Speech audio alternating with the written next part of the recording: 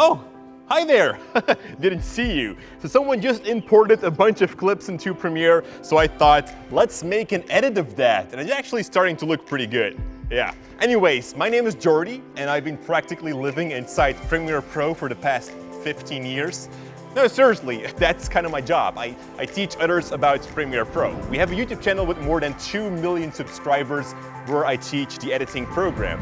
And I'm a real geek when it comes down to functionality, features, options inside the program. I probably know everything about the program, and that is why I am so excited about this advanced class for Adobe Premiere Pro users, as I can finally show you guys everything around the program. So yes, that does mean that you need to have some kind of a basic knowledge. If you are coming from my beginner's class for Adobe Premiere Pro, perfect. You are the perfect fit for this class because that means that you know how to do basic edits inside the program, and now it's time to learn more about multi-camera editing, color correction, how to mix audio, how to work with the various advanced tools, create 2D animations, turn linear keyframes into beziers, super important, and that list continues. By the end of the class, you'll know everything about the editing program. There's nothing more to learn.